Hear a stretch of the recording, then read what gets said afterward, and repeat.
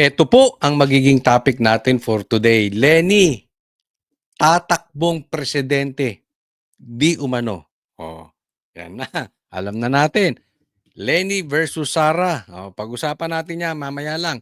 Pangalawa, nabuking ang testigo dahil sa painting. Pangatlo, eto, BBM, nilaglag na si Tambi. Ito, malapit na to ha. Matagal ko na pong sinasabi yan. Mangyayari yan. At unti-unti na po. Mamaya pag-uusapan natin dahil may naririnig na naman ako.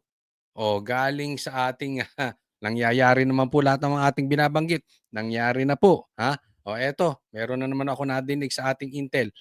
Pag-usapan natin mamaya. Pang-apat, Sara, delikado sa kamera. O, ayan po ang mga pag-uusapan natin. Huwag pong kakalimutan, sana po i-like nyo po agad itong video na ito. Pagpasok nyo pa lang, like nyo po, napaka-importante sa atin yan. No, konting lambing. At sana doon sa mga hindi pa po subscriber ng channel na Coach Oli News, subscribe po kayo. Libre po yan. Wala pong bayad yan. Okay? Hindi na po natin pagtatagalin. Diretso na po tayo agad-agad sa ating topic dahil kay Coach Oli, bida ang balita. Mamaya po maya-maya natin pag-usapan yung patungkol netong kay Bongbong Marcos, nilaglag na po ang kanyang pinsan. At yung pagtakbo ni Leni Robredo sa 2028 bilang presidente. Mamaya po, hihimayin natin isa't isa. Dito muna tayo dito sa iyaking si Madriaga. Okay ba? Sige. Swear to tell the truth. Nagulat daw si Pangulong Bongbong Marcos sa isiniwalat ni Ramil Madriaga sa House Justice Committee na may kasunduan sila ng mga Duterte na bababa siya sa pwesto sa taong 2025. Wala raw ganyang kasunduan. Ang Pangulo po, hindi po yan mangangampanya para lang po ibigay ang posisyon kahit kanino. Ang sabi ko po natin, nangako po siya na siya'y magtatrabaho para sa bayan at tatapusin ang termino. Did you get a reaction from him on that particular point? Siya po ay nagulat. Dahil hindi po ganun ang Pangulo. Okay. Dito muna tayo. Nagulat si Bongbong Marcos kasi sabi may term sharing. Ibig sabihin, mauuna muna magiging presidente si Bongbong, tapos si Sara naman ang susunod. Kalokohan po yun. Kasi anong purpose? 'Di ba? Kailangan gagawa ka ng isang bagay, may dahilan. Anong purpose magte-term sharing si Bongbong at saka si Sara? Kung ganun lang din pala, di sana tumuloy nang tumakbo si Sara bilang presidente, alam naman niya mananalo siya. At that time, hindi po lumulutang sa survey si Bongbong Marcos. Sa katunayan, lamang pa nga si Lenny kay Bongbong Marcos sa survey that time . Naiintindihan? Nung bumaba lang si Sara bilang Vice President, doon lang umangat si Bongbong kasi sinuportahan na ni Sara si Bongbong Marcos. So sa madaling salita, walang dahilan bakit magte-term sharing sila sa parte ni Sara. Pangalawa, si Bongbong din wala ring kadahi-dahilan na bakit isi-share niya kay Sara. 'Di ba? Anong purpose? Tatandaan po natin, ang nag-convince lang kay Sara na suportahan ang Bongbong Marcos ay si Amy at saka si Chavit. At alam po yan ng mga Pilipino. Hindi nga alam ni PRRD yan . Kaya nga may kasalanan sa atin si Amy. Pero kalimutan na natin yung kasalanan niya. Pero yan po ang dahilan. So walang ka-purpose yung term sharing. Ito pa. Bawal po yun. Kasi sa madaling salita, hindi nyo nire-respeto yung boto ng taong bayan. Kaya syempre, pumalagang Malacanang. 'Di ba? Dahil pag sinabi, teka muna, term sharing. May usapan pala.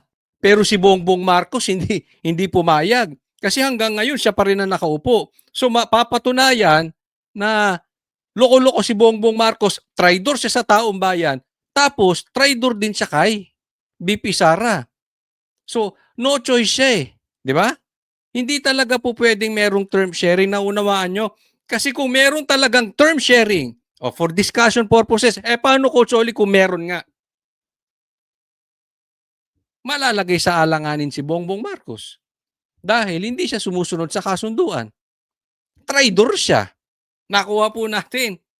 Kasi ayaw niya nang bitawan yung posisyon niya. Dyan kilala ang mga Marcos. Pag napaupo yan, hindi na bibitawan ng kapangyarihan. Swapang sa kapangyarihan ng mga Marcos. So, mati dito ang mga Marcos sa sinabi ni Madriaga na merong kasunduang term sharing. May bersyon din ng kwento si Senador Amy Marcos para kontrahin ang testimonya ni Remil Madriaga. Mayo taong 2021 pa lang nag-uusap na silang tatlo at talaga itinutulak daw nilang si VP Sara ang tumakbo bilang presidente. Giit niya, wala na pag-usapang term sharing sa pagitan ni Pangulong Bongbong Marcos at VP Sara noong panahon ng kampanya. He will file October 6 as instructed. Pero sana somebody will file as his VP. Kasi nakakatawa naman, walang katandem. Yun ang pinapaliwanag ko kay VP Sara Mayora noon. Still hoping you will run and he will slide down to VP ASAP. Kaya nga sinasabi ko sa inyo, etong si Madriaga, peke talaga yan. Isipin mo, siya pa ang nakakaalam ng term sharing. Samantalang si PRRD nga hindi alam yung term sharing na yan. Hindi nga alam ni PRRD na susuportahan pala ni Sara etong si Bongbong Marcos. Tapos, ang nag-uusap-usap, eto sila Amy, sila Bongbong, sila Sara. Hindi rin nila alam. Itinanggi ni Amy, itinanggi ni Bongbong, at hindi rin tinatanggi rin ito ni Sara. Tapos si Madriaga alam. Di ba? Kung hindi ba naman nuknukan ng kalokohan niya si Madriaga. Kaya nga sabi ko sa inyo, ganyan po kababoy ang Kamara ngayon. Yung ganitong klaseng testigo, hinahayaan nila para lang sa kanilang mga pangarap, possibly para sa maleta or possibly para sa envelope na kanilang matatanggap. Pero talagang kalokohan po yan, si Madriaga. Ewan, ganon. Ngayon, ang sagot naman ni VP, tulad ng sinabi niya sa media, naku, ang usapan namin ni PRRD, VP na siya sa PDP, ako, mayor na. November 12, ang liwanag naman ng statement ng aking kapatid, no to possible term sharing. Kaya tumigil ang mga nagchichismis ng kalokohan. Bakit magte-term sharing? Pinipilit nga namin na yung buong term, ang pagiging Pangulo, para kay Inday. Makikihati pa siya. Saan naman kalokohan ng galing yon? Wala raw alam si dating Pangulo Rodrigo Duterte sa usaping ito, lalo't may sariling kandidato ang PDP laban. Malabo rin Di ba? Isipin mo, yung mga malalaking tao, kahit nandun sa kabilang parlor na si Bongbong Marcos, walang kaalam-alam dito sa term sharing. Si Madriaga meron. Di ba? Ito yan. Laglagan portion na po.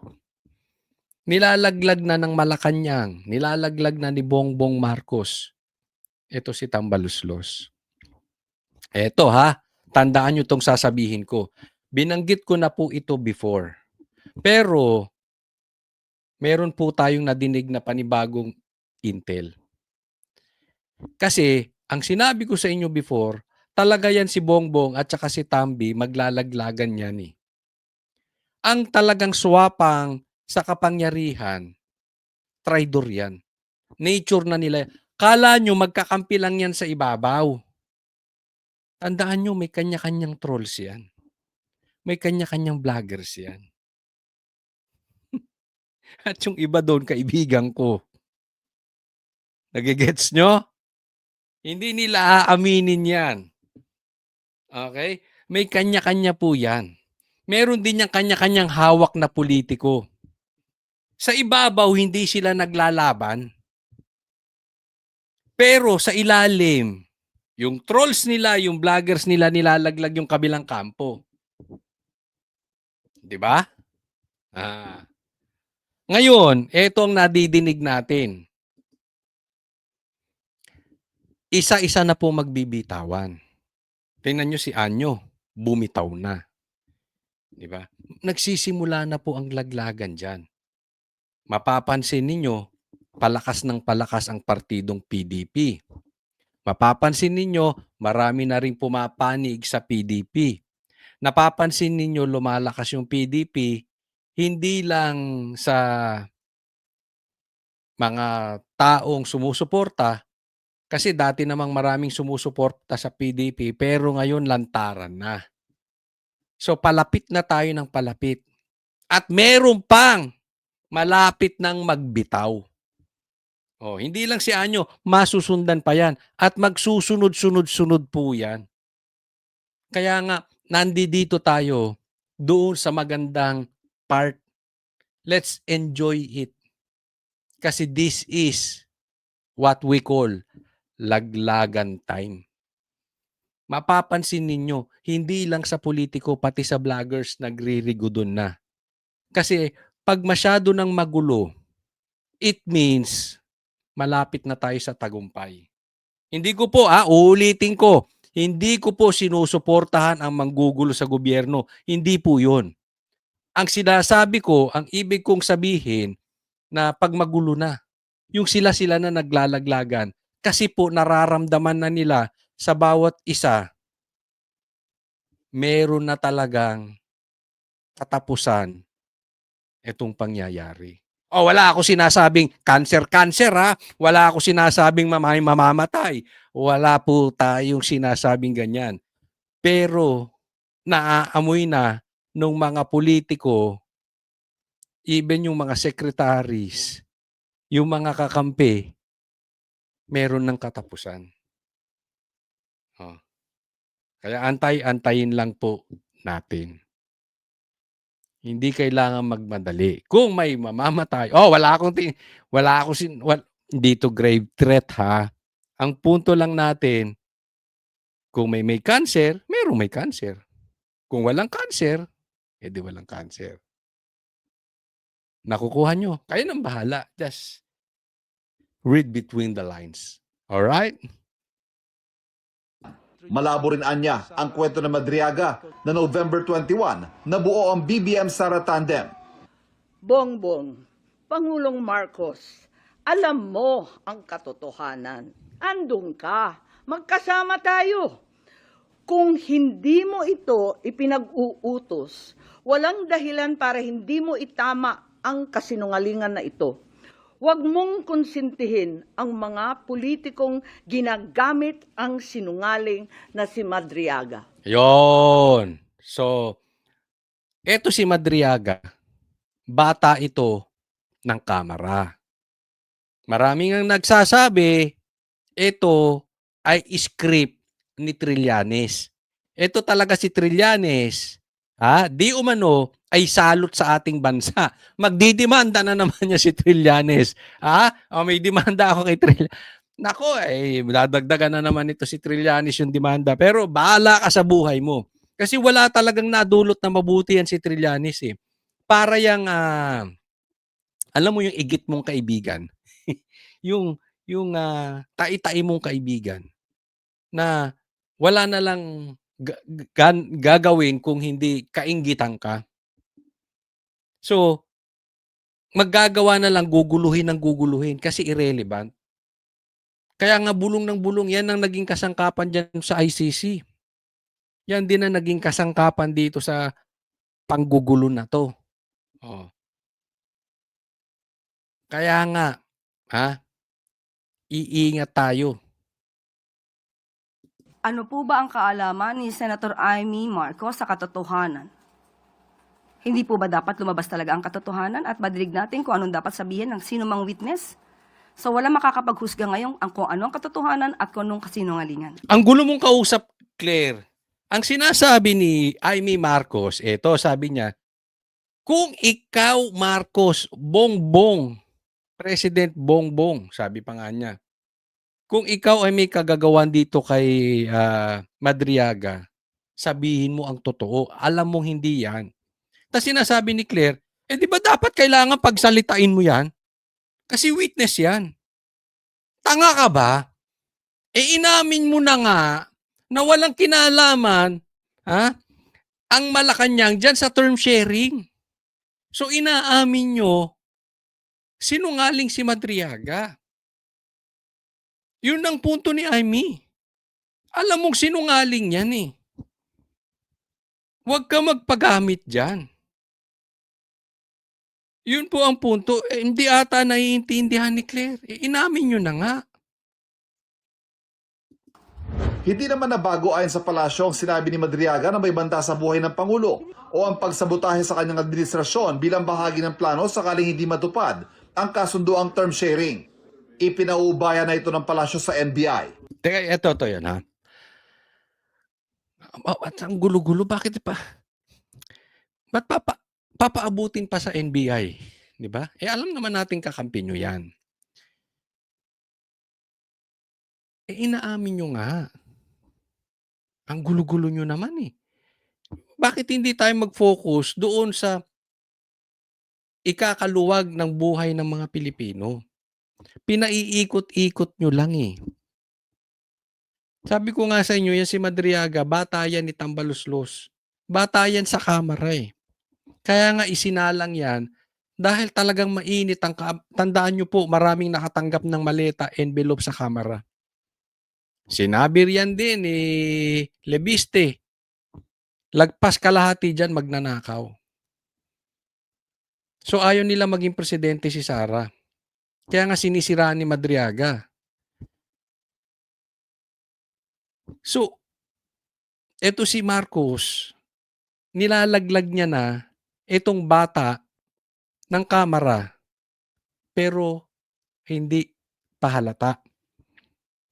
Kaya lang doon, hindi niya na pwedeng hindi itatanggi yung term sharing. Naiintindihan po natin yung nangyayari ngayon. Yan po yung sinasabi ko sa inyo na hirap na silang palusutan ito. Hirap na silang ipaliwanag ito. Kasi nga, kahit ikaw, isipin nyo na lang, ikaw vlogger ka ni Bongbong Marcos. Ang hirap mo siyang ipagtanggol. Tama, mali? Mahihirapan ka talaga ipagtanggol yan. Pag pinagtanggol mo ng pinagtanggol yan, lalabas, bayaran ka. Bakit? Kasi binabaluktot mo yung totoo. Tingnan mo yung mga senador. Yung mga senador na hindi iniimbestigahan yung mga konektado sa maleta. Yung mga testigo na 18 Marines, papansinin nyo, ayaw papuntahin sa Blue Ribbon. Nino? Nung nasa majority. Kitang-kita po ninyo, mahahalata, masisira ang kredibilidad pag pinagtanggol. Kasi very obvious eh. Hindi naman po simpleng nakawan yung nangyayari. Kaya nga, litong-lito na sila sa madaling salita kung paano lulusutan ito. Kaya nagkakagulo eh. Yan yung sinasabi natin na mauuwi ito at doon na nga nangyayari na uuwi na sa laglagan. Pinalaga naman ng palasyo ang pahayag ng bise kung saan sinabi niyang bigo ang pamahalaan na tugunan ng pangangailangan ng publiko sa gitna ng kasalukuyang price crisis sa langis ay dahil ginagamit anya ang pondo ng bayan para sa pamumulitika. Ito ang mahirap sa hindi nag-aaral, hindi nagbabasa, hindi inaalam kung ano ba ang katotohanan. The brain that doesn't feed itself, eats itself. Sa madaling salita, ang ibig sabihin ni Claire, yung utak na hindi mo ginagamit, kinakalawang. Kasi ang punto, sinabi ni Sara, etong gobyerno, kaya hindi maayos-ayos ang problema natin dito sa inflation, dito sa langis, kasi ginagamit yung pera sa pangsariling kapakanan. Okay. So, punto ni Claire, mali ka. Hindi mo kasi ginagamit yung utak mo, Sara. Kayo po tanungin ko. Doon po tayo lagi sa resulta. Kasi magtatalo tayo eh. Sasabihin, Coach Oli, kaya mo lang nasasabi yan kasi maka-DDS ka. Hindi po ganyan ang side. Diba? Ikaw, kahit pula ka, Kahit pinklawang ka, kahit DDS ka, eto, tanong ko sa inyong lahat. May nangyayari ba dito sa problema natin sa langis? May nangyayari ba yung problema natin sa ghost projects? May resulta ba? May nakikita kayong infrastructure?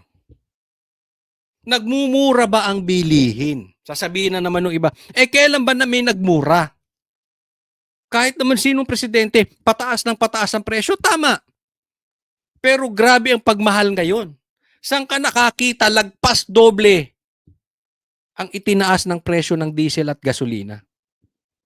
Tanga ka ba kung hindi mo alam yon? So, sehodang DDS ka, pula ka, o pinklawang ka, doon tayo pumunta sa ano? Sa resulta. Kayo ba masaya sa resulta kung paano hinaharap ng gobyernong ito itong krisis? Tayo po ang bansang pinakamalaking itinaas sa buong mundo sa gasolina at langis. Hindi mo pwedeng sasabihin lahat naman nagtaasan. Yes, lahat nagtaasan. Pero bakit tayo ang pinakamataas ang itinaas? Inutil kasi yung presidente natin. Yan ang totoo dyan. Ilang oras po tayong nasa press briefing kahapon matapos ang Uplift Committee meeting. Halos 2 oras tayong nagkaroon ng diskusyon. Kahit na 3 oras pa kayo, mag-short time kayo, 3 hours kayo mag-check-in at mag-meeting. Gawin mong 4, 5 oras. Gusto mo overnight pa kayo mag-meeting, mag-pat session pa kayo. Wala po sa haba ng meeting yan. Nasaan? Nasa resulta. Kung walang resulta, kahit mag-meeting na mag-meeting kayo araw-araw, mga inutil kayo lahat dyan. Yun lang po yun eh. Hindi naman natin sinasabing itinatangging walang krisis. Pero wag naman tayong pinakasapol. Anong silbi nyo dyan? Balita ko, laki-laki daw ng budget dyan sa PCO. Gamitin nyo naman yung utak ninyo. Kung ano ang tulong ng gobyerno, ano ang maaari pang ibigay na benefits sa ating mga kababayan. Huwag niya pong ipahid ang mga issue ng accountability and transparency dahil may sarili po siyang issue ngayon na dapat niyang kaharapin. Di ba? Clown. We have a president na clown. Meron akong kaklaseng adik, ganyan eh. Parang tanga lang.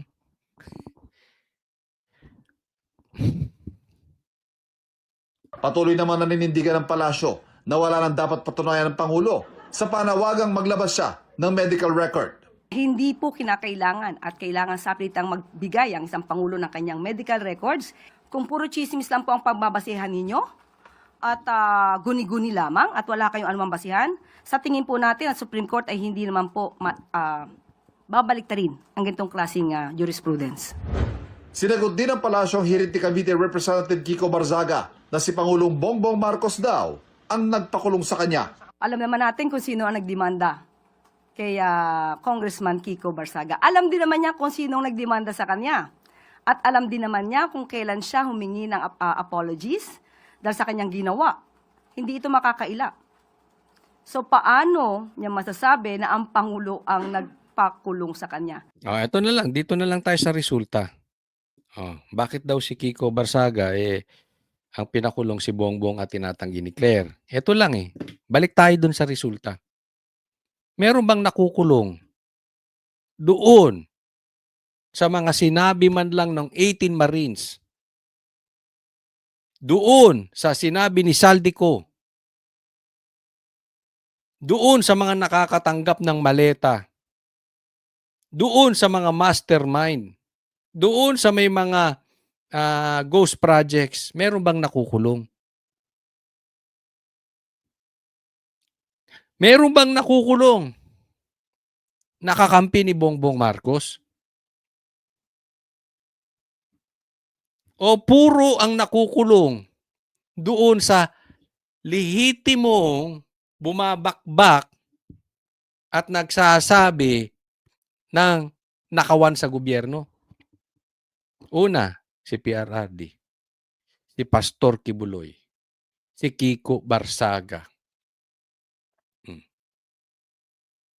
At kung sino-sino pang nagigipit. Meron ba? Yung mga nakikinabang ngayon sa maleta, meron bang nakukulong? Yan lang ang usapin eh. Diba? O next po. Ito pag-usapan natin kasi dito talaga makikita natin na wala talagang kakwenta-kwentang testigo itong si Madriaga. Tama yung sinabi ni Amy Marcos eh. Bongbong, kung ikaw ang may pakana nito, alam mo yung totoo. Sabihin mo na. Nakakasira po. Ito po etong si Madriaga ay hindi lang po natin sinasabi na dahil siya ay nagsasabi ng kasiraan ni Sara kaya natin binabanatan. Hindi po. Kasi masisira ang kamera dito. Tingnan nyo tong kapalpakan ni Madriaga. Sa pagharap ng nagpakilalang dating aide at umano'y bagman ni Vice President Sara Duterte na si Ramil Madriaga sa pagdinig ng House Committee on Justice kahapon, kasama sa kanyang ipinakita ang ilang larawang nagpapatunay anya ng kaugnayan niya kay Vice President Duterte. Kabilang narito ang screenshot ng video conference kay Duterte, kung saan kita sa likod ng bise ang isang painting na iniregalo umano niya sa bise. During our video conference, I also noticed the painting I personally gave her as a gift. Sa clarificatory questions, Pilingero talaga si Madriaga. May video call pa sila. na mga mambabatas, sabi pa ni Madriaga, gawa raw ng estudyanteng kanyang pinag-aral ang naturang painting. Nagregalo po ako sa kanya ng isang painting niya na ginawa po ng isang scholar ko sa Laguna. May mga scholars po ako sa Laguna. May isa po talagang talented fine arts. Ay nako. So ang punto niya rito, siya yung nagregalo ng painting kay Sara. Yari ka dito. Pinagawa ko po ng painting na yan. Tapos kinuha po ng Presidential Security Group sa bahay sa Laguna. Presidential Security Group. Baka itanggi ka ng Presidential Security Group. Di ba? Dapat nasa listahan ka. May ID ka man lang kung member ka ng PSG. Pero ang claim na ito ni Madriaga kine-question ng tanyag na artist mula sa Davao na si Tanya Gaisano Lee. Sa isang pahayag, sabi ni Lee, iniregalo niya ang painting na ito sa bise noong 2020. Ngayon, credit grabber ka. Hindi naman ikaw nagregalo. Meron ba tayong mga kaibigan ganyan, yung credit grabber. Oo, dapat para sa iyo di ba? Pero hindi naman ikaw nagbigay. Pati yung pagbibigay ng painting, inako mo. 2021, noong mayor pa siya ng Davao. Aniya anumang pahayag na salungat dito'y walang katotohanan. Iginiit din ni Lee na siya ay taga Davao at hindi taga Laguna. Hindi rin aniya siya scholar. Ang naturang painting makikita sa post ng mga likha ni Lee noong 2021. Kung ikukumpara sa screenshot na ipinresenta sa pagdinig, kita ang pagkakapareho ng mga ito. Kita mo? Na-post pa sa social media nung nagbigay ng painting kay Sara. 'Di ba? Ganyang kalokohan itong si Madriaga. Sabi ko sa inyo, ito ay hindi lang simpleng witness. Tatandaan po natin ugali ito ng kampo ni Trillanes na ang tinutulak si Risa Ontiveros tumakbong presidente. Tandaan nyo po, si Risa tanim witness din. 'Di ba? Meron din siyang binayaran di umano ng mga witnesses para bumaligtad. Nasa dugo na nila yan. Ha? Etong mga Pinklawan, etong lahi. Sabihin na natin, itong lahi nila Trillanes. Mahilig talagang magmanipula ng mga witnesses. Kasi diyan pa lang, malaki pong kalukuhan. Hindi po yan nagkataon lang na nakalimutan. Parang ganun. O sumablay na araw at hindi nakakalimutan, naalala. Diba? Hindi ganun eh. Kung saan sila lugar nakita, hindi. Ito painting. Imposibleng makalimutan mo na hindi ikaw nagbigay. Kaya nga sabi ko sa inyo, itong kamera na ito, ganyang kababoy. Etong mga sila Ridon, sila Abante, sila pangalanan na natin itong si Luis Tro na nagtago ng asawang rapist di umano, pinapaniwalaan si Madriaga. Sa madaling salita, magkakasabwat sila dyan. At wala man lang sa konting katotohanan ito si Madriaga. Ni walang kaduda-dudang tanim. Kasi pwede namang hindi alam ito ng mga kongresista eh. Ako sa tingin ko, may mga ganun eh. Posibleng hindi mo alam na nagsisinungaling.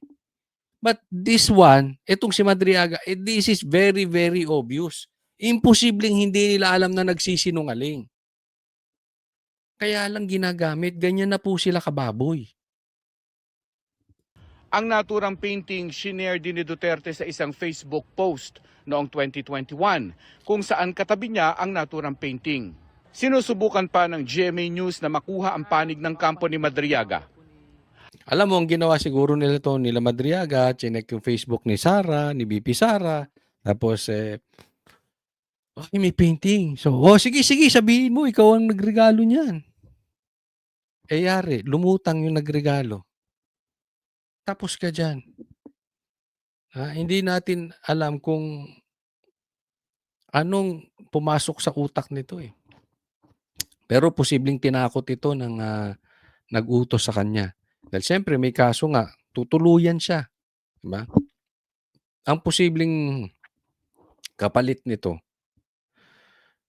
tutuluyan ka talaga namin pagka hindi ka tandaan mo, kidnapping yung sa'yo.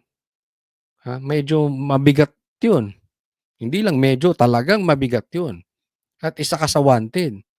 So pagka hindi ka tumistigo labang kay Sara, tutuluyan ka namin. Pero kung hindi,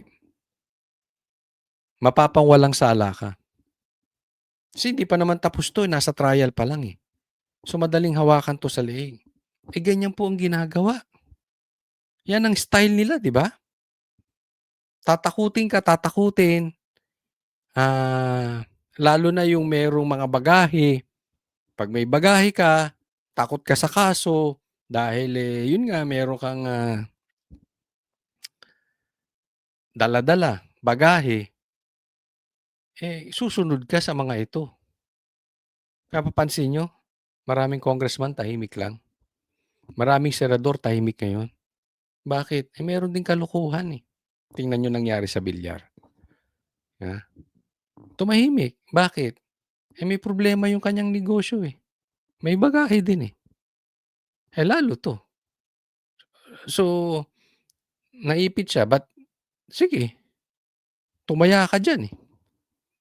Pagdating mo 2028, tapos ka. Next po.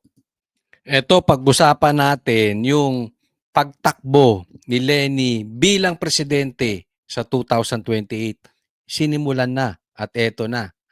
Kinakargahan na nila.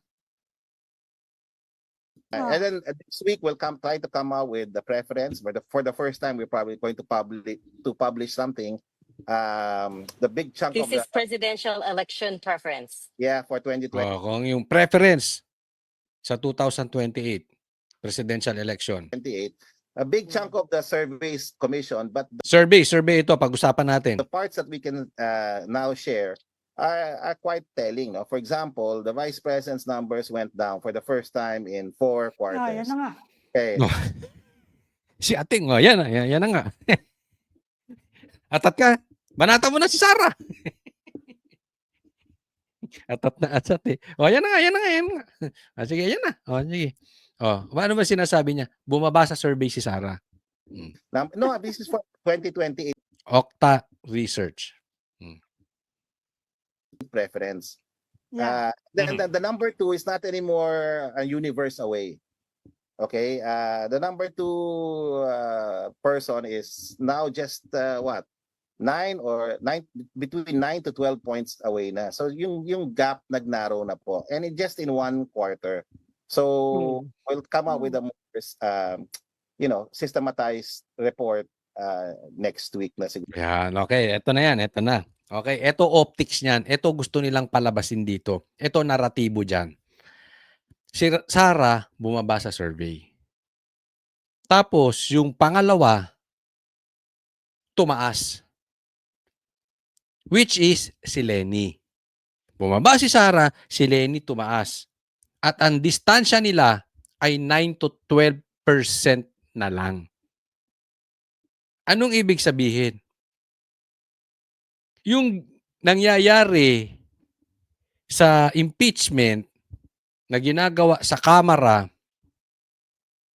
ay bibigyan nila ng optics, mind conditioning na bagamat alam nating lahat na si Sara ay hindi mai-impeach kasi pagdating sa Senado wala silang numero.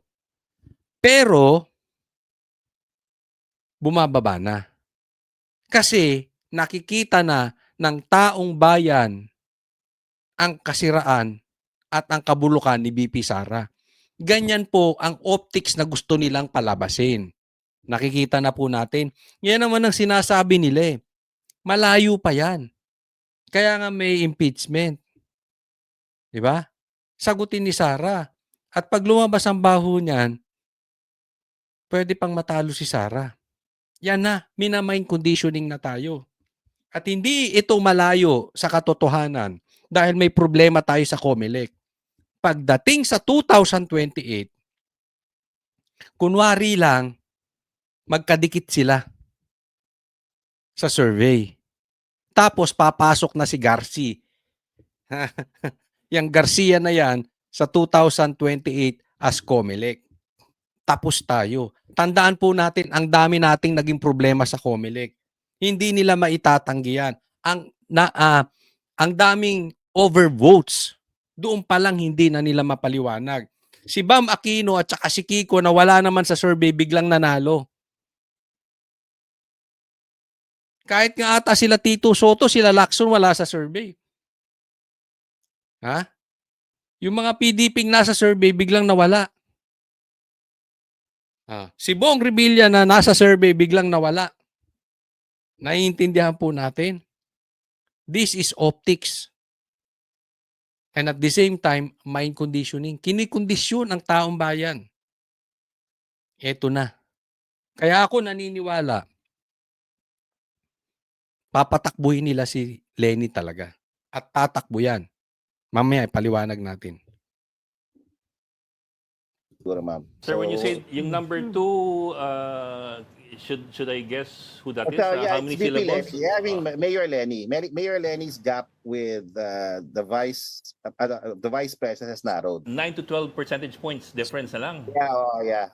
So this is what's happening, and these are significant changes because her numbers hardly changed for a whole year. She's been, been stagnant. Yes, sir. Not Yes, sir. moving. Pero sir, for Yan ha. For the whole year, hindi gumagalaw yung survey. Ngayon, biglang gumalaw. Diba? Kaya alam mo, opinion ko rito, eto na yan. Kasi, maraming nagsasabi, bibihira kasi yung tumakbong presidente na nakabawi. At maraming nagsasabi na si Lenny ay hindi daw tatakbo kasi natalo na siya sa presidential election. Posibleng tama yung ganong opinion. Pero sa akin, ito ang aking opinion. Posibleng wala sa isip ni Lenny ngayon. Pero pupwersahin nila si Lenny tumakbo. Darating ang time, wala nang magagawa si Lenny.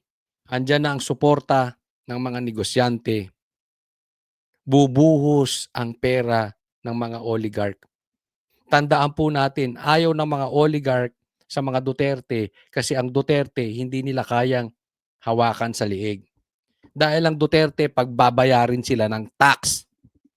Sisingilin sila ng tax, hindi nila mahahawakan sa liig. Babaha ng pera dyan. At pag andyan dyan na pera, mahihirapang tanggihan iyan ni Lenny.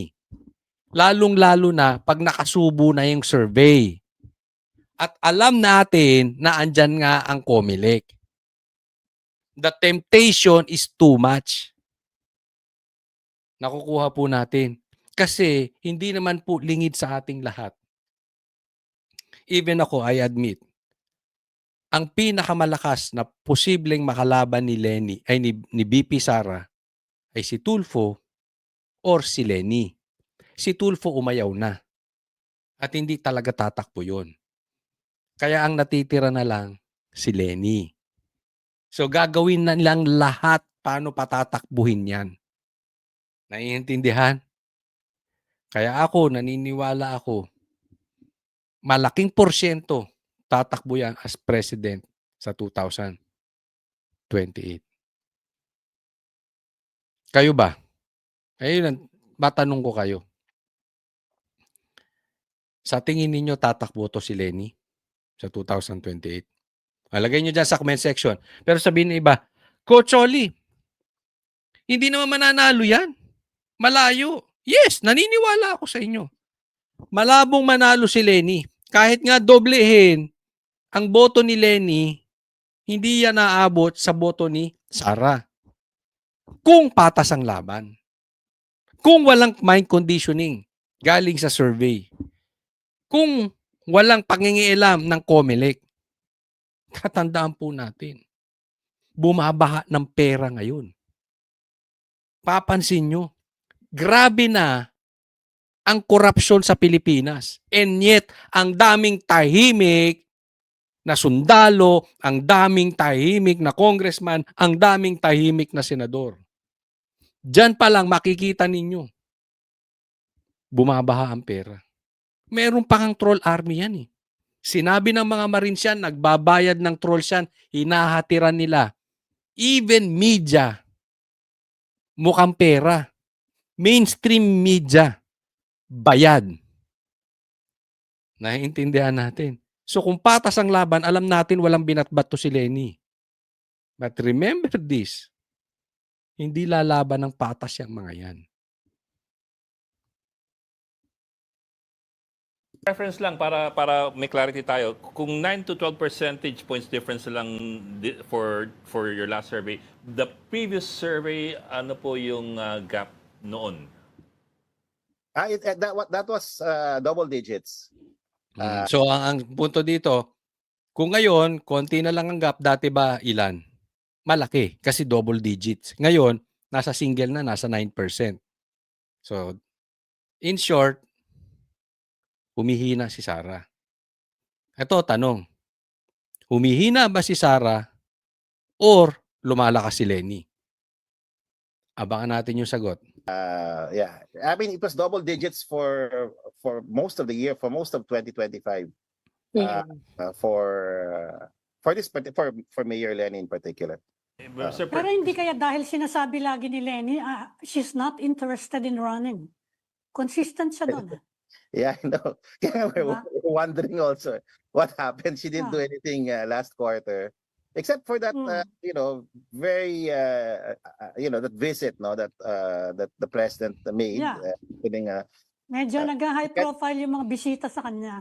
And then, siguro, kay President, President Marcos visiting her in, in Bicol. Naga, yeah. Was the only big event actually that happened. And so, ang pinupunto niya dyan, bakit daw biglang lumakas si Lenny? Kasi daw dinadalaw daw siya ng mga malalaking tao. At isa sa pinakamalaking tao na dumalaw sa kanya si Marcos. So, yan ang sinasabi nila na dahilan. Ito mga political analyst. Mga magagaling sa politika di umano. Ako, sasabihin ko sa inyo, hindi ako magaling. Pero sa katunayan, yung pagdalaw ni Bongbong Marcos kay Leni, hindi yun dahilan para tumaas sa survey si Leni. Yung iba nga, dumidistansya na kay Bongbong. Alam nyo ba kung gaano nakabaho ang pangalan ni Bongbong Marcos? Yung iba nga politiko, umaalis na sa kampo ni Bongbong. Dumidistansya na doon sa magpinsan. Dahil pag dumikit ka sa magnanakaw, alam po nating lahat yan. Kakasiraan mo yan. Sa tingin mo yung mga lihitimo na supporters ni Leni natutuwa dahil dumikit siya, dinalaw siya ni Bongbong? I don't think so. O kayo ba, yung mga dating Leni dito, sa tingin ninyo, yung mga dating Pinklawan, sa tingin ninyo natutuwa kayo, dinalaw sila na magnanakaw? Eh ang Pinklawan, sinusuka dati ang Marcos. But it could be a confluence of other factors. We have to study Yeah. this. So you have to ask as well whether is she gaining supporters or is the front runner losing supporters? That has to be determined pa. Yeah. But Yeah. I think to a great extent she's gaining supporters. I don't know if it's because supporters of the front runner, which is the Vice President Duterte, is moving out that very much. Ito, okay.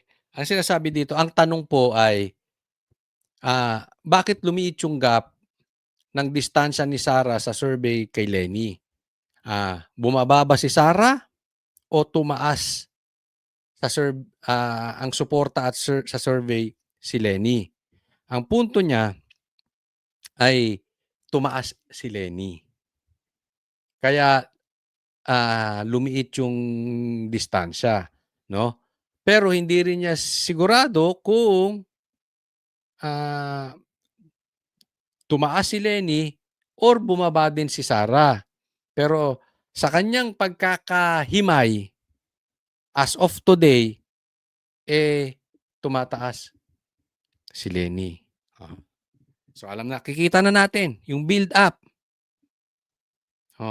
Gaining momentum. Mamaya magsasalita na si Lamas. Tingnan, abangan nyo yan. Yang Llamas na yan, magsasalita yan. Kita nyo, gaining momentum na si gaining momentum na si Leni. Magsisimula na nila yung mind conditioning. Marami pang mangyayari. At pag binabuksan yung bank account ni Sara, mauungusan na ni Leni.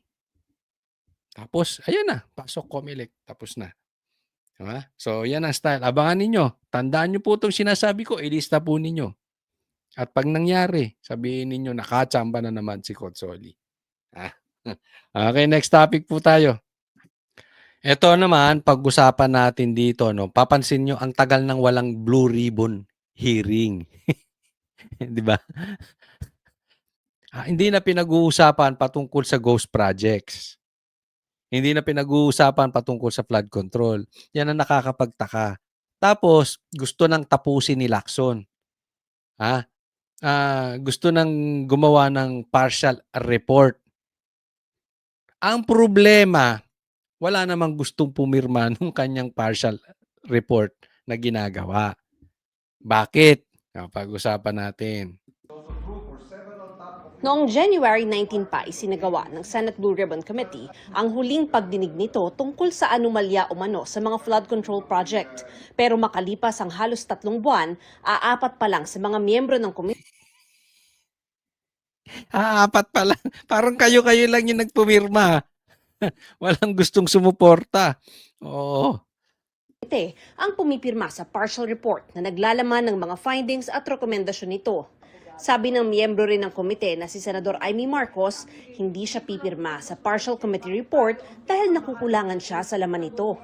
Hindi rin aniya ipinatawag ang mga dapat pinaharap, kabilang si Oh, yan. Ito kasi yan, yung partial committee report, doon sa naging investigasyon ng Blue Ribbon patungkol dito sa pagnanakaw sa flood control, sa ghost projects.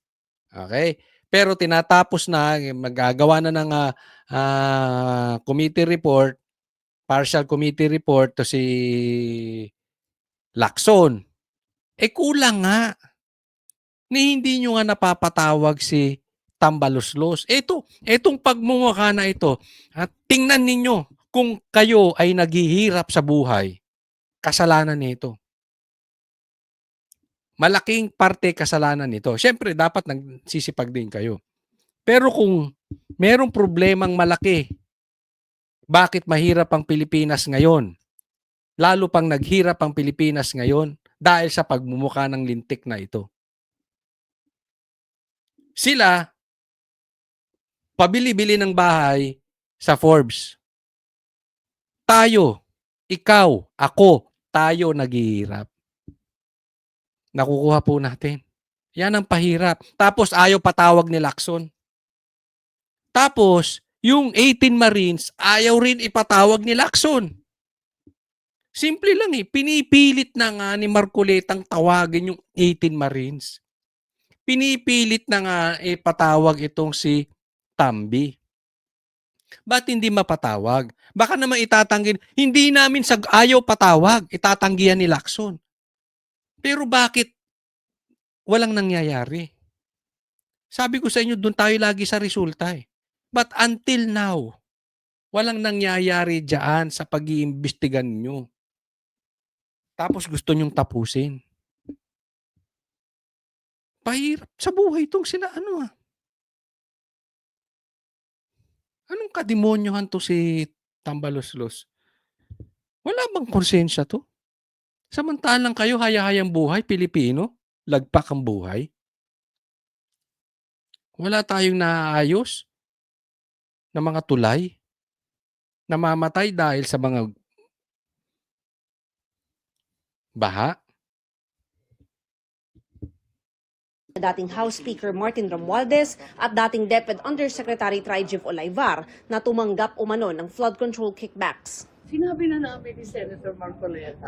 Di ba gumawa na kami ng sariling report dahil very disappointed kami na hindi talaga tinutumbok yung mga Marines, yung iba't ibang testigo, si Trijib, si Martin. Nakatambay lang naman yung mga yan bakit hindi hilain dito at magsalita? Pilit na tinatabunan. Iniugnay si Romualdez sa flood control scandal at ayon sa ombudsman, inihahanda na ang plunder case laban sa kanya. May nakabinbinding reklamo laban kay Olaivar sa ombudsman kaugnay ng issue.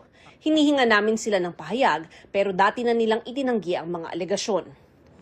Ang Marines naman, tinukoy ng senadora, ang grupo ng mga dating sundalo na nagsabing nag-deliver umano sila ng male-maletang cash sa mga opisyal, kabilang si Pangulong Bongbong Marcos. Hinihinga namin ng reaksyon ng Malacanang pero dati na nitong sinabing kasinungalingan ang mga sinabi ng mga ex-Marines. Ang sabi ni Senadora Marcos, kailangan daw kompleto ang report bago siya pumirma. Buong investigasyon.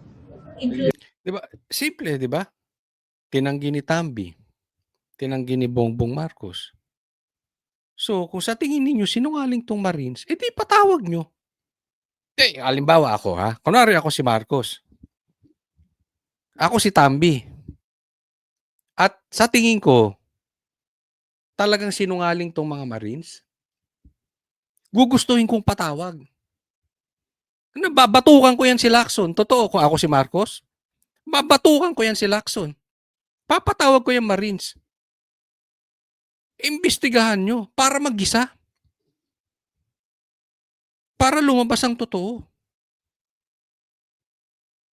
Kasi kung ako si Marcos at wala ako talagang ginawa at hindi talaga ako nabigyan ng maleta, gusto kong mapatawag yung Marines. Pero kung ako ay talagang nabigyan ng maleta at totoo yung sinasabi ng Marines, ayaw ko silang patawag sa Senado. Bakit? Lalabas yung totoo. Naiintindihan po natin. Kaya dito sa istoryang to paikot-ikot, halatang halata na totoo yung sinasabi ng Marines. Kasi kung sinungaling yan, edi dapat gusto mong mag-isa. Kasi magkakabuhol-buhol lang. Tandaan nyo, pag nagsisinungaling ang isang tao, pag tinanong mo ng tinanong, magkakabuhol-buhol ang dila niyan. E di mas lalo nyong gustong imbestigahan, ba't ayaw nyo? Ba't hanggang ngayon hindi pinapatawag? Kasi guilty kayong magpinsan. At ikaw, Lacson at Tito Soto, wag na nating i-edit, wag nang pasintabi. Kayo, Lacson at Tito Soto, kasangkapan kayo sa pagnanakaw. Whether nakakatanggap kayo or hindi, pero nagpapagamit kayo to the very least sa mga magnanakaw. In the names po ba? Yung po ba yung natin? Dapat lahat. Tugon ni Senate Blue Ribbon Committee Chairman Senador Ping Lacson, hindi naman niya inasahang may pipirma sa Partial Blue Ribbon Committee report na tulad ni Senadora Marcos na taga-minorya. Nasa sa kanila na raw yun kung hindi nila tutuparin ang kanilang tungkulin bilang mga miyembro ng komite. Kumpiyansa si Lacson na makakakuha siya ng dagdag na 5 pang pirma para makumpleto ang kinakailangang majority na 9 na lagda para mailabas sa plenary ang kanilang report. Ito ang ibig sabihin ni Lacson. Ang sagot ni Lacson, rewind natin. Ang ibig sabi ni Lacson, of course, minority kayo, majority kami. Natural, hindi kayo pipirma dito sa investigasyong ginagawa ng majority. Nasa sa inyo na yan kung hindi ninyo gagawin yung responsibilidad ninyo. Tanong, Lacson, bakit aapat lang nagpipirma? Kaya nga majority kayo, ibig sabihin kayo ang madami. Meron bang majority na minority? Meron bang majority na pero konti? Kaya nga kayo tinawag na majority, ibig sabihin kayo yung madami. Yung minority ang konti. Bakit aapat ang pumipirma? Ibig sabihin, nakukulangan sila diyan sa committee report na ginagawa mo. Ibig sabihin, nakukulangan sila sa pag-iimbestiga na ginagawa ninyo. Ayaw nyong patawag eh. Pulpul kayong dalawa ni Tito Soto, kayong mag-boyfriend. Ungas kayong mag-imbestiga. Tungkulin bilang mga miyembro ng komite. Kumpiyansa si Lacson na makakakuha siya ng dagdag na 5 pang pirma para makumpleto ang kinakailangang majority na 9 na lagda para mailabas sa plenary ang kanilang report. Makakakuha siya ng 5 pang ang tagal-tagal na yan, ba't hindi ka makakuha? Simple lang di ba? Ba't hindi ka makakuha? Ang kanilang report. Sa ngayon, sinuspindi muna ni Lacson ang mga pagdinig ng komite sa flood control scandal at ire-report muna niya sa plenaryo ang laman ng partial committee report. Ayan. Sa madaling salita, suspindi na naman. Itong pag-iimbestiga, itong Blue Ribbon hearing patungkol sa ghost projects, parang si Bongbong Marcos. Lulubog, lilitaw. Ngayon, andito si Marcos, nakikita natin. Tapos mga 3 araw, 4 na araw, lulubog na naman yan, wala na naman. Siguro nagpapatanggal ng tama. Bangag nga daw yan eh. O lulong, sabi ni Jaime. Sabi ni PRRD, bangag, sabi ni Jaime, lulong.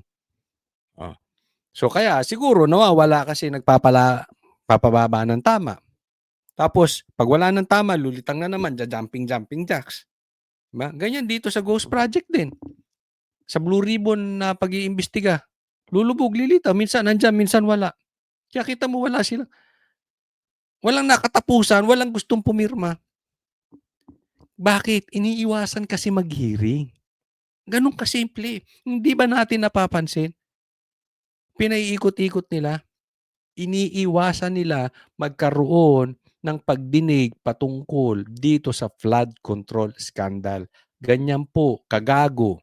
Itong si Tito Soto at saka si Lacson. Next po. Pag-usapan natin etong lagay ni BP Sara. Naku, delikado siya. Delikado nga ba? O marami na siyang kakampi dito sa Kamara? Tingnan po natin. Numero ang basihan para ma-impeach at mailis sa pwesto si Vice President Sara Duterte. Sa Kamara, 1/3 o katumbas ng 106 votes ang kailangan. Sa Senado naman, 16 na boto ang susi para Okay, so sa madaling salita, para ma-transfer, para lumusot, 106 ang boto kailangan sa House. Sa Kamara, sa Senate, 16 out of 24. So 2/3 and 1/3 naman sa House. Kasi 300 plus ang House. Etong 106, maliit lang yan kasi yun nga, marami dyan sa House eh. Ang nagiging punto natin, alam naman natin meron silang numero. Makukuha nila yung 106 na yan. Madali makuha yan eh. Bakit hindi pa i-transfer sa Senado? Kasi sa Senado, hindi yan mananalo. Dahil wala silang 16 out of 24, wala silang 16 na senador. Nakikita natin na kaya iniipit-ipit yan. Kaya nagkakaroon sila ng mini trial dyan na illegal po yan. Dapat yan ipinapasa na sa Senado. Dapat yan pinagbobotohan na. Hindi, sinasalsal nito mga animal na to. Sinasalsal ito ni Laila. Yung mga tao dyan sa Kamara. patalsik si VP Sara. Matapos ang mainit na pagdinig kahapon, ano na kaya ang kahinat na ng mga reklamo laban sa pangalawang Pangulo? Sa mensaheng ipinadala sa Billionaire News Channel ni Antipolo Representative Ronaldo Puno na chairman ng National Unity Party na may mahigit 40 na miyembro, inamin niya na nakasalalay ang posisyon ng NUP sa impeachment sa magiging boto ng House Speaker at mga kapwa-partido sa mayorya. Iginit din niya na ayaw niyang impluwensya ng iba sa kanyang opinyon at malaya raw silang pumili ng kanilang boto. Pero kung hayaan ng liderato ng Kamara na kumontra sa impeachment ng ilang majority party, partikular ang Partido Federal at Nationalist People's Coalition, posibleng kontra-impeachment na rin daw ang boto ng mga miyembro ng NUP. Sa ngayon, tila malabong kumontra ang Partido Federal ng Pilipinas sa impeachment dahil pinamumunuan ito ni PBBM. Ang Nationalist People's Coalition naman ay kay Senate President Tito Soto na wala pang malinaw na panig sa impeachment pero gusto niyang umusad ito. Base sa numero ng mga partido sa Kamara, kung maimpluwensya ng boto ng NUP sa boto ng mayorya, tila malinaw ng dihado ang bise. Ang lakas CMD kasi na pinamumunuan ni Martin Romualdez ay may nasa mahigit 70 na miyembro. Ang Partido Federal naman ni PBBM at NPC ay kapwa may mahigit 40. Kung susuma. So, pag sinilip natin, yung partido ni Tambi at yung partido ng lakas CMD, yung Partido Federal ni Bongbong Marcos at saka itong NUP, 40 na. So, pag inad natin yan, nasa 150, 106 lang ang kailangan. So, wag na natin paikot-ikutin, meron talagang numero yan. Hindi naman dito issue kung talagang may ginawang kasalanan yan eh. Diba? Malakas po talaga, hawak sa liig ni Tambaluslos, ikaw ba naman mamigay dyan ng maleta? Diba? Ikaw ba naman mamigay dyan ng envelope? Malakas ka talaga dyan. Diba? Sinabi ni Chanco last year, yung mga pumirma para pabor sa impeachment, nakatanggap. Syempre, ngayon din, natural, ganun pa rin yun. Yung pipirma na para sa impeachment, makakatanggap din. So, alam naman natin may numero. Kaya nga tapusin nyo na. Move on na. Kayong Kamara, Laila, Luistro, wag nyo nang salsalin. Move on na kayo. Hilig nyo magsalsal eh. Diba? Dalhin nyo na. Tapos na. Okay na yan. Dali na sa Senado. 40. Kung susumahin, lagpas na ito sa sapat na bilang para ma-impeach si VP Sara sa Kamara. Para sa agenda, Isaiah Mirafuentes. Kaya nga abang-abang na lang tayo dito dahil alam naman natin walang mapapatunguhan itong dito sa investigasyon ng Kamara. Kaya lang ang nakakalungkot dyan talagang binababoy nila. Wala man lang sila makuhang lehitimong testigo man lang na magkakaroon ng sana man lang saysay kasi nasasayang yung oras ng Kamara. Ang layo sa katotohanan nitong si Madriaga, halatang-halata na gusto lang talagang babuyan ng Duterte. So ganyan na po ang kalagayan ng Kamara natin. Sobrang baba na ng karakter ng mga politiko natin, especially diyan sa Kamara. So hindi ko alam kung ano pang solusyon mangyayari sa Pilipinas kung ganito na ang quality ng ating mga leaders. But tayo po, pinapangako natin, hindi tayo gagaya sa ibang vloggers na paiba-iba. Doon lang tayo sa tama. Nakikita naman yun. Kung paano binababo yung camera, hindi naman po tayo bias lang kay Sara. Yes, sasabihin makasara kayo. Of course, aminin namin. Pero, hindi ba obvious?